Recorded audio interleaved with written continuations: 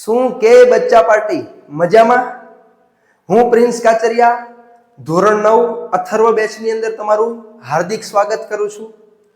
તમે લોકોએ આગળનો વિડીયો જોયો છે કે નહીં? જો નથી જોયો તો એક વિનંતી છે કે અત્યારમાં જ ડિસ્ક્રિપ્શનમાં તેની લિંક આપેલી છે, તો પહેલા એ વિડીયો જોઈ લો. જો એ વિડીયો જોશો ને તો જ તમને આજના આ લેક્ચરની અંદર ખબર પડશે, નહીં તો ખબર નહીં પડે. કારણ કે આજે આપણે 2 ગુણનો એક મોસ્ટ અને મોસ્ટ આઈએમપી સવાલ ભણવાનો છે, બરાબર છે? તો પહેલા આગળનો વિડીયો જુઓ ને તો જ તમને આ વસ્તુમાં સમજ પડશે. તો બાળકો આપણે શું ભણતા હતા? તો દેખાય છે તમને શું ભણતા હતા? ચેપ્ટર નંબર 1 આપણી આસપાસના દ્રવ્ય. તો ચાલો આપણે જઈએ. તો આપણે બાળકો પહોંચી ગયા હતા સવાલ પર કે દ્રવ્યના કણો વચ્ચે ખાલી સ્થાન રહેલા હોય છે, સમજાવો. શું કહે છે? દ્રવ્યના કણોની વચ્ચે ખાલી સ્થાન રહેલા હોય છે, સમજાવો. હવે બાળકો એક વસ્તુ તમને લોકોને ખબર હોવી પડે કે દ્રવ્ય શું છે, દ્રવ્યનો મતલબ શું થાય, એ લોકો તમને એટલી વસ્તુની ખબર હોવી પડે. તો દ્રવ્યનો મતલબ થાય છે જેની પાસે પોતાનો આકાર છે, જે પોતાનું દળ અથવા તો જે પોતાનું કદ ધરાવે છે અને જે જગ્યા રોકે છે, તેને શું કહેવામાં આવે છે? દ્રવ્ય કહેવામાં આવે છે. હવે તમને એમ કહે છે કે દ્રવ્યના કણોની વચ્ચે ખાલી સ્થાન હોય છે, સમજાવો. હવે એક્ઝામ્પલ તરીકે તમારે કાં તો લીંબુનું શરબત, કાં તો ચા, કાં તો કોફી બનાવી છે. ચાલો આપણે લીંબુનું શરબત લઈએ ઉદાહરણ તરીકે. લીંબુનું શરબત બનાવતી વખતે તમે શું કરશો? એક પાત્રની અંદર શું ભરશો? પાણી. હવે એ પાત્રની અંદર પાણી ભર્યા પછી તમે એમાં શું નાખો છો? ખાંડ, મીઠું અને લીંબુ. ઓકે, હવે તમે પરફેક્ટ હલાવશો એટલે એન્ડમાં શું બનશે? લીંબુનું શરબત. હવે શાંતિથી વિચારો, તમે જ્યારે ખાંડ નાખી, તમે જ્યારે મીઠું નાખ્યું, તમે જ્યારે એની અંદર લીંબુ નાખ્યું, તો આવી સમયની અંદર આવા સમયમાં શું થયું? લીંબુ હતું, ખાંડ હતી કે મીઠું હતું, એ બધી વસ્તુ પાણીની અંદર મિશ્ર થઈ ગઈ. હા કે ના? તો આ તમામ વસ્તુ પાણીની અંદર મિશ્ર થાય છે. અને પાણીની અંદર મિશ્ર તો થાય છે, પરંતુ પાણીની જે સપાટી છે ને એ ઉપર નથી આવતી. આની આગળની પ્રવૃત્તિમાં આપણે જોયા હતા, એટલે હું તમને કહું છું આગળનો વિડીયો જોઈ લેજો. આની આગળની પ્રવૃત્તિમાં આપણે આ વાત સમજી ગયા હતા, બરાબર છે? પાણીની સપાટી ઉપર નથી આવતી એનો મતલબ શું છે? કે પાણીના કણોની વચ્ચે જો સ્પેસ હોય, જગ્યા હોય, તો એ જગ્યાની અંદર જ મીઠું અથવા તો ખાંડ ગઈ હોય ને તો જ પાણીની સપાટી ઉપર નો આવે. ખબર પડે છે? તો આ વસ્તુ એવી સાબિત કરે છે કે કોઈ પણ દ્રવ્ય હોય ને એ દ્રવ્યના કણોની વચ્ચે જગ્યા હોય છે. હવે તમને ખબર છે કે ઘન પદાર્થ હોય તો એની અંદર કોઈ પણ જગ્યા પર સ્પેસ નથી આવેલો, બરાબર છે? એના કણો એકદમ નજીક છે, સૌથી નજીક છે કણો. હવે સર પ્રવાહી પદાર્થ હોય તો એના કણોની વચ્ચે થોડી જગ્યા છે, અને સર વાયુ પદાર્થ હોય તો એના કણોની વચ્ચે સૌથી વધારે જગ્યા છે, બરાબર છે બાળકો? હવે નેક્સ્ટ જોઈએ. આ સ્લાઇડની અંદર તમને શું દેખાય છે બાળકો? તો કે સાહેબ શું દેખાય છે? એવું બધું નથી જોવાનું ભાઈ, કોફી અને ચા છે, બરાબર છે? એની નીચે શું દેખાય છે બાળકો? તો કે ઠંડુ પીણું છે. શું દેખાય છે? ઠંડુ પીણું છે, બરાબર છે? આ તમને દેખાય છે બાળકો? તો જ્યારે આ વસ્તુનું નિર્માણ થયું તો એ વસ્તુ એવું દર્શાવે છે કે એની અંદર જ્યારે કોઈ આપણે અન્ય પદાર્થ નાખીએ છીએ તો એ અન્ય પદાર્થ મિશ્ર થાય છે. તમે આ માની લો કે પાણી છે, પાણીની અંદર તમે ખાંડ નાખી તો એવું થયું કે ખાંડ ઉપર આટા મારે છે, ઉપર તરે. એવું થયું? એટલે ઉપર ના તરે, ક્યાં જાય? નીચે જાય. સ્પેસ હોય તો નીચે જાય ને. તમે સ્ટાઇલ ઉપર ચાલતા જાઓ છો તો ક્યારે એવું થયું? સાહેબ ગયા નીચે, ક્યારે નીચે વહી ગયા ઓટોમેટિક. કેમ? કારણ કે ઘન પદાર્થ છે. ઘન પદાર્થના અણુઓની વચ્ચે જગ્યા નથી હોતી. પણ સર પ્રવાહી પદાર્થના અણુઓની વચ્ચે જગ્યા હોય છે, બરાબર છે? આગળ વધીએ બાળકો. નેક્સ્ટ શું આવે છે? બહુ અગત્યની વસ્તુ આવે છે. આ વસ્તુ સમજવા જેવી છે. જુઓ ભાઈ, શું છે ભાઈ? દ્રવ્યના કણો સતત ગતિશીલ હોય. સર દ્રવ્યના કણો ગતિશીલ હોય? શું ખરેખર ગતિશીલ હોય? તો કે હા સર. એક પ્રવૃત્તિ કરો. તમારા ઘરની અંદર અગરબત્તી હશે. હવે ઓરડો છે ને તમારો બંધ કરી દો આખો, અને એક અગરબત્તી લઈને ઘરમાં સળગાવો.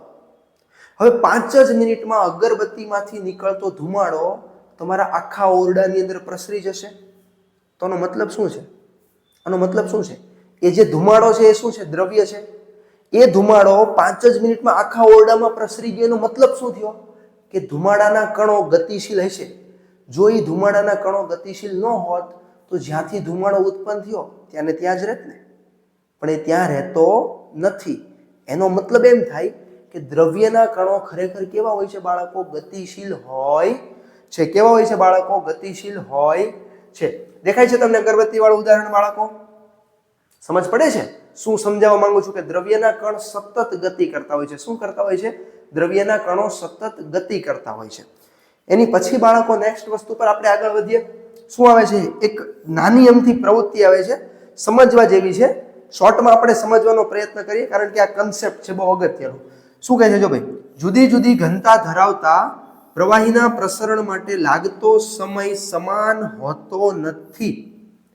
તો કે ભાઈ આ વિશ્વની અંદર ઘણા બધા પદાર્થો છે, ઘણા બધા દ્રવ્ય છે, અને આ ઘણા બધા દ્રવ્યની અલગ અલગ ઘનતા છે. ये वाला घंटा नहीं, घनता की बात कर रहा हूं मैं. દરેકે દરેક અલગ અલગ ઘનતા ધરાવતા દ્રવ્ય પૃથ્વી પર છે. અને જો બાળકો ઘનતા બદલાય તો શું થાય? ઘનતા બદલાય તો શું થાય બાળકો? જે વસ્તુનો પ્રસરણ થાય છે, પ્રસરણ દર બદલાઈ જાય. બરાબર છે? હવે જોઈએ આપણે ઉદાહરણ તરીકે. અહીંયા તમને બે વસ્તુ આપેલી છે. ઓકે, એક સાઈડ છે મધ અને એક સાઈડ શું છે? ઇંક છે. શું છે? ઇંક છે. આ સાઈડ જો તમને દેખાય છે ઇંક છે અને આ સાઈડ શું દેખાય છે બાળકો? તમને મધ દેખાય છે. હવે સમજો, હું તમને એક પ્રવૃત્તિ દ્વારા સમજાવું છું. 3 ગ્લાસ લઈ લો. પહેલા ગ્લાસની અંદર તમે મધ ભરો, બીજા ગ્લાસની અંદર પાણી ભરો અને ત્રીજા ગ્લાસની અંદર તમારે લોકોને શું ભરવાનું છે? ઇંક, સહી. બરાબર છે? જે આપણી પેનની અંદર હોય, બધી સમાન માત્રામાં. હવે એક સીધી સમતલ સપાટી રાખો. આ સમતલ સપાટીની ઉપર ત્રણેય ગ્લાસ એક જ સાથે રેડી દો. શું થશે? ગતિ કરશે. સર, સૌથી પહેલા એન્ડ પર કોણ પહોંચશે? કોણ પહોંચે? શું લાગે છે? પાણી પહોંચે ને? એની પછી કોણ પહોંચે? કોમેન્ટમાં મોકલો તો મને, જલ્દી મોકલો. ચાલો કોમેન્ટમાં નંબર સેકન્ડ પર કોણ પહોંચશે? શું લાગે છે તમને? જલ્દી પહેલા કોમેન્ટ કરો, પછી મારો શબ્દ સાંભળો, વિડીયો પોઝ કરો. કોણ પહોંચે બાળકો? તો કે બાળકો ઇંક પહોંચે, જે સહી છે ઈ. અને લાસ્ટમાં કોણ પહોંચશે? કોણ બચ્યું? મધ. તો મધ જ પહોંચવાનું છે. સર, આવું કેમ? ત્રણેયને એક સાથે નાખ્યા તો કેમ વારાફરતી અલગ અલગ ટાઈમ પર પહોંચે છે?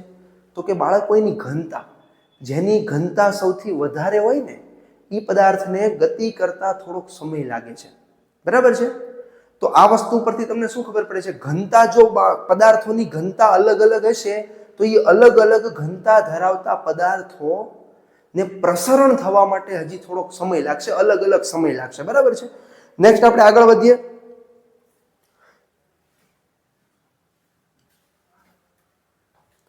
અહીંયા બે સેન્ટેન્સ આવે છે, શાંતિથી વાંચજો. શું કહે છે? જો બહુ કોમન છે. દ્રવ્ય એ કણોનો બનેલો છે, તો એ આપણને ખબર છે.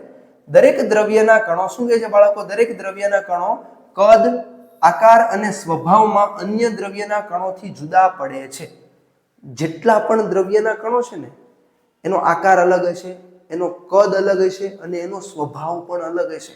એક નાનું એવું એક્ઝામ્પલ આપું. મારા હાથમાં પેન છે, મારી પાછળ આ બોર્ડ છે, તમે જે ક્લાસરૂમમાં ભણતા હશો એની બેન્ચ, તમારા હાથમાં જે પેન કાં તો પેન્સિલ છે, આ તમામે તમામ દ્રવ્ય છે. હવે આ તમામે તમામ દ્રવ્યને અલગ અલગ પ્રકારની વસ્તુઓમાંથી બનાવવામાં આવ્યું છે. તો એનો મતલબ એમ છે કે તમામે તમામ દ્રવ્યના કણો અલગ હશે, અલગ વસ્તુઓમાંથી બન્યા હશે, એનું કદ અલગ હશે, એનો આકાર અલગ હશે, એનો સ્વભાવ, એના ગુણધર્મો અલગ હશે. કારણ કે આપણી પાસે દ્રવ્ય કેટલા પ્રકારના છે? 3. કાં તો ઘન, કાં તો પ્રવાહી, કાં તો વાયુ. જો આ 3 પ્રકારના અલગ અલગ દ્રવ્ય હોય તો આ ત્રણેયના ગુણધર્મ, એની લાક્ષણિકતાઓ જુદી જુદી જોવાની છે ને. સમજ પડે છે? હવે એની પછી શું કહે છે? દ્રવ્યના કણો આપણે કલ્પના ન કરી શકીએ તેટલા અતિ સૂક્ષ્મ હોય છે. આપણે વિચારી પણ ન શકીએ ને એટલા દ્રવ્યના કણો અતિ સૂક્ષ્મ હોય છે. અને આ વસ્તુને આપણે આની આગળની પ્રવૃત્તિની અંદર સાબિત કરી હતી, જેનો વિડીયો યુટ્યુબ પર આપણે આગળ મૂકેલો છે. એની લિંક નીચે ડિસ્ક્રિપ્શનમાં આપેલી છે, તો એ વિડીયો ખાસ જોઈ લેજો. તો મેં તમને શરૂઆતમાં કીધું હતું, યાદ છે કે આપણે મોસ્ટ આઈએમપી સવાલ ભણવાનો છે. એ મોસ્ટ આઈએમપી સવાલ આવી ગયો. 2 માર્કની અંદર પૂછાવાની સંભાવના પૂરેપૂરી છે. તો ખાસ સવાલની અંદર ધ્યાન આપજો, છેલ્લે સુધી જોડાયેલા રહેજો. શું છે બાળકો? દ્રવ્યના કણોની લાક્ષણિકતાઓ જણાવો. દ્રવ્યના કણોની લાક્ષણિકતાઓ એટલે શું? તમે જે વિડીયો જોવો છો, તમારા પણ કંઈક લક્ષણ હશે ને. આપણા પણ સર લક્ષણ છે ગામની હળી કરવાના, બરાબર? કોકને ને કોકને હેરાન કરવાના, કાંઈ નહીં તો હું આરામ કરવાનો, ફોન જોવાનો, રીલ્સ, એ બધું જોવા કરતાં આવા વિડીયો જોશો ને તો ફાયદો થશે ને. તમારા ફ્રેન્ડને મોકલો તો તમને ફાયદો થશે, બરાબર છે. હવે મેન વસ્તુ શું છે સર, આપણે દ્રવ્યના કણના લક્ષણની વાત કરવાની છે સાહેબ, અમારા લક્ષણની નહીં. તો હું એ જ વાત કરું છું. હવે જો મારી સામે દ્રવ્યના કણના લક્ષણ જણાવો, 2 ગુણનો મોસ્ટ આઈએમપી પ્રશ્ન છે. સૌથી પહેલું, અને તમને ખબર જ છે કોમન, દ્રવ્યના કણોની વચ્ચે અવકાશ હોય છે. શું છે જો બાળકો, દ્રવ્યના કણોની વચ્ચે ખાલી સ્થાન એટલે કે અવકાશ હોય છે.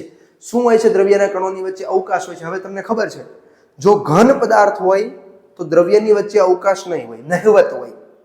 જો પ્રવાહી પદાર્થ હોય તો દ્રવ્યના કણોની વચ્ચે થોડીક માત્રામાં અવકાશ હોય છે. અને સૌથી વધારે અવકાશ કોની અંદર હોય છે બાળકો? વાયુ પદાર્થની અંદર. કોની અંદર? વાયુ પદાર્થની અંદર. એની પછી શું કહે છે? દ્રવ્યના કણો સતત ગતિશીલ હોય છે. આપણે હમણાં જોઈ ગયા, ખબર છે ને, અગરબત્તી વાળું ઉદાહરણ જોયું કે સ્કીપ કર્યું? સ્કીપ નહીં કરતો, લા જોઈ આવી જા, પાછળ જા, જલ્દી જા. જે પુરવાર કરે છે કે દ્રવ્ય કેટલીક ઉર્જા ધરાવે છે, જેને ગતિ ઉર્જા તરીકે ઓળખાય છે. એક સામાન્ય ઉદાહરણ સમજો. માની લો કે હું અહીંયા ઊભો છું, બરાબર છે. હવે મારે ગતિ કરવી છે, મારે એક સ્થાન પરથી બીજા સ્થાન પર જવું છે, આવી રીતના, બરાબર છે. હું ચાલી રહ્યો છું. તેનો મતલબ શું છે? મારે ચાલવા માટે ઉર્જાની જરૂર પડશે. જો મારી પાસે ઉર્જા હોય તો જ હું ગતિ કરી શકું ને, નહીં તો મારાથી ગતિ થાય? તો કે સંભવ જ નથી સર, ઉર્જા વગર ગતિ નહીં થાય. અને એ ઉર્જા કઈ છે મારી પાસે? હું ગતિ કરું છું તો મારી પાસે કઈ ઉર્જા છે સાહેબ? ગતિ ઉર્જા છે તમારી પાસે, બરાબર. તો વિચારો, દ્રવ્યનો કણ પણ ગતિ કરે છે. સતત દ્રવ્યના કણો ગતિશીલ હોય. જો દ્રવ્યનો કણ ગતિ કરતો હોય બાળકો, તો એની પાસે કઈ ઉર્જા હોય? ગતિ ઉર્જા હોય. કઈ ઉર્જા હોય? ગતિ ઉર્જા. અને અહીંયા 1 માર્કનો MCQ પણ પૂછાઈ શકે. જો તાપમાન વધારવામાં આવે તો ગતિ ઉર્જામાં શું થાય? વધારો થાય. જો તાપમાન ઘટાડવામાં આવે તો ગતિ ઉર્જામાં શું થાય? દ્રવ્યના કણોની ગતિ ઉર્જા ઘટે. શાંતિથી વાંચજો. જેમ તાપમાન વધે તેમ અણુની ગતિ ઉર્જામાં વધારો થાય છે. ઉદાહરણ તરીકે તમારે 2 પાત્ર લઈ લેવાના. એક પાત્રની અંદર માટલાનું પાણી એટલે કે ઠંડુ પાણી, અને બીજા પાત્રની અંદર હુંફાળું પાણી ભરવાનું છે, ગરમ પાણી. હવે બંને પાત્રની અંદર સેમ ટુ સેમ માત્રામાં, સરખી માત્રામાં 1 ચમચી ખાંડ નાખો અને પછી નિહાળો કે સૌથી પહેલા કયા પાત્રની ખાંડ ઓગળી ગઈ. શું લાગે છે? જે ગરમ પાણી છે એ પાત્રની ખાંડ ઓગળી ગઈ છે? હા કે ના? તો કે હા. કેમ સર? ખાંડનો જે કણ છે એ શેનો બનેલો છે? નાના નાના જુદા જુદા શેનો બનેલો છે? શેનો બનેલો છે બાળકો? નાના નાના દ્રવ્યના કણોનો બનેલો છે. હવે એ જે નાના નાના દ્રવ્યના કણો છે, એ દ્રવ્યના કણોને છૂટા પડવા પડે. જો એ દ્રવ્યના કણો છૂટા પડે તો એનો મતલબ શું થયો? કે પાણીની અંદર ભળી શકે. હવે જો તાપમાન વધારે હોય ને તો દ્રવ્યના કણોની ગતિ ઉર્જા વધી જાય, અને જો દ્રવ્યના કણોની ગતિ ઉર્જા વધે તો કણો ઝડપથી છૂટા પડે, અને કણો જેટલા ઝડપથી છૂટા પડે એટલા ઝડપથી પાણીની અંદર ભળી શકે. બરાબર છે. અને જે ઠંડુ પાણી છે એમાં તાપમાન નીચું હોય. જો તાપમાન નીચું હોય તો દ્રવ્યના કણોની ગતિ ઉર્જા કેવી હોય? ઓછી હોય. અને દ્રવ્યના કણોની ગતિ ઉર્જા જો ઓછી હોય તો એને પાણીની અંદર મિશ્ર થતા થોડો સમય લાગે. સમજ પડે છે બાળકો? તો હું તાપમાન વધારું તો ગતિ ઉર્જા વધે, તાપમાન ઘટાડું તો ગતિ ઉર્જા ઘટે. આ વસ્તુ તમારી બુકમાં નોંધ કરી લેજો. આગળ વધીએ. દ્રવ્યના કણો એકબીજામાં આંતર મિશ્રિત થયેલા હોય છે, કારણ કે શું હોય છે બાળકો? તેની વચ્ચે અવકાશ. શું હોય છે? તેની વચ્ચે અવકાશ. આ એક વસ્તુ બધી જગ્યા પર કોમન આવે છે. સમજ પડે છે ને બાળકો? કે દ્રવ્યના કણોની વચ્ચે અવકાશ હોય છે. હવે તમને એમ કહે છે કે દ્રવ્યના કણો એકબીજાની અંદર મિશ્રિત થઈ જાય, એકબીજાની અંદર ભળી જાય. કેમ ભળી જાય છે? કારણ કે એ બંનેની વચ્ચે શું છે? સ્પેસ છે, જગ્યા છે. શું છે? સ્પેસ છે.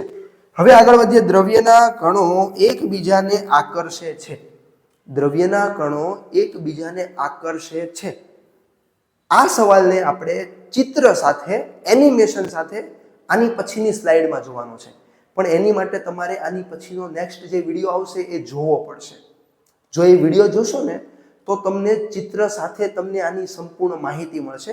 તો એ વિડીયોની ખાસ રાહ જોજો. આ વાક્યને આપણે એ વિડીયોમાં સમજશું તો તમને વધારે મજા આવશે. તો એ વિડીયોની ખાસ રાહ જુઓ. નેક્સ્ટ વાક્ય શું છે? દ્રવ્યના કણો નિશ્ચિત દળ ધરાવે. એક્ઝામ્પલ તરીકે જુઓ ભાઈ, આ મારી પાસે પેન છે. ઓકે, હવે આ પેનના હું દરેકે દરેક અણુને છૂટો કરી નાખું. 1 અણુ, 2 અણુ, 3 અણુ, 4 અણુ, 5 અણુ, દરેકે દરેક કણ છે બધાને છૂટા કરી નાખું. પછી હું એક કણનો વજન કરું, બીજા કણનો, ત્રીજા કણનો, દરેકે દરેક કણના દળનો હું સરવાળો કરું તો મને આ પેનનો ટોટલ દળ મળે. હા કે ના? બીજું ઉદાહરણ આપું સાદું. મારું શરીર છે એમ તમારું શરીર છે, અહીંથી કટ ઉડાડી દઉં, 2 હાથ ઉડાડી દઉં, પગ ઉડાડી દઉં, પછી બધાનો સરવાળો કરું અને પછી મારા પોતાના શરીરનો સરવાળો કરું આખા વજનનો, તો વજન સેમ મળે કે નહીં?